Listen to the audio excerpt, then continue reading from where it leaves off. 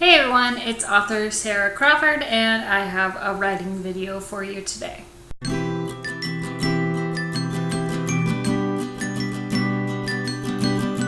So today I kind of wanted to talk a little bit more about my publishing journey. So I've been indie publishing, my Muse Chronicles series, but I was still kind of pursuing traditional publishing with a time travel book, an 80s young adult time travel book that I wrote. I parted ways with my literary agent, so I've been querying agents trying to get a new agent for that. So I've had a couple of people, want to read more based on my query letter, and recently they did one of those Twitter pitch contests where I just randomly decided to tweet about my time travel book, and an agent actually liked my tweet, so I sent her a query. I just got a rejection from that particular agent yesterday. The rest of it's kind of slow going. I know it's summer right now, and summer is not the most productive time for agents and publishers. People are going on vacations. Everything just moves kind of slow.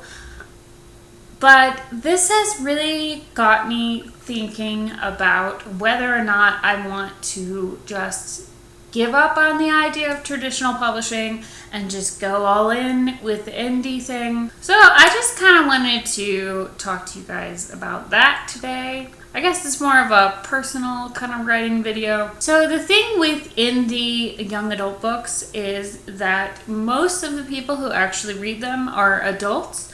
So I feel like if you really want to be successful in the YA genre as an indie author, you kind of have to have cross appeal. So your books kind of have to appeal to adults as well. So I think this is the case with my Muse Chronicle books. I don't think they're very age specific.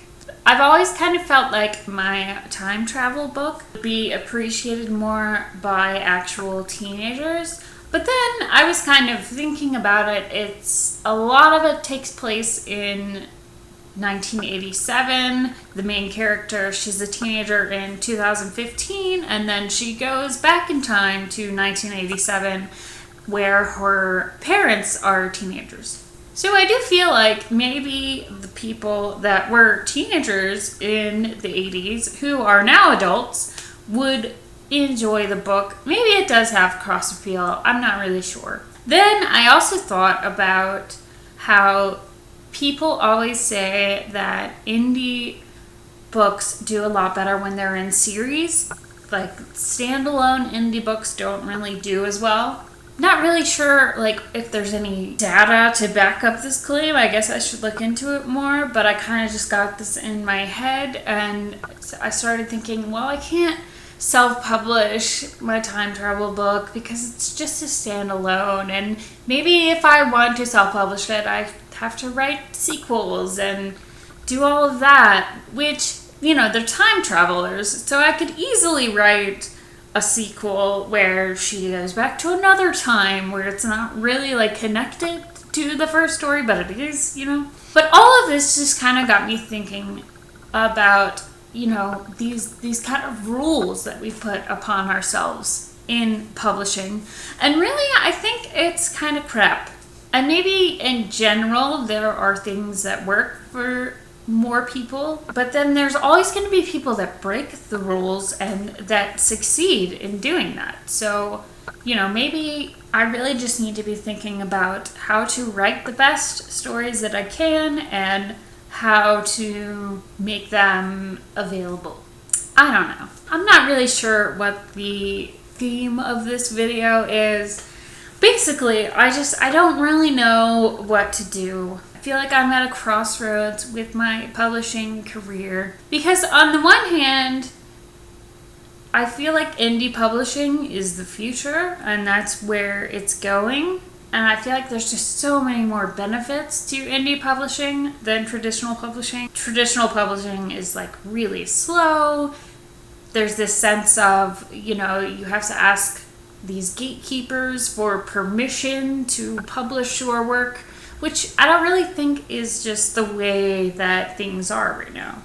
On the other hand, if you want to get into bookstores or libraries, I think that traditional publishing is still probably the best way to go. So I don't know. I don't know if I'm willing to give up on my dream of seeing my book in Barnes & Noble. But on the other hand, like, how much longer is Barnes & Noble really going to be around? I don't know. I feel like the whole world of books and publishing is just changing so much. I don't really know where it's going. I know I'm always going to be writing. So sorry if this was a little bit rambly today.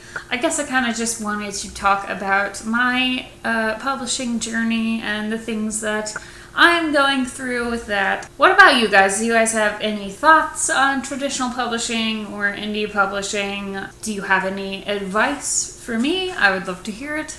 Don't forget to subscribe to my channel if you'd like to see more videos. I do a video about writing on Wednesdays, and then sometimes I talk about my favorite music on Fridays. Thanks so much for watching, and I will see you in the next video. It's 4 in the morning. Of course I'm awake.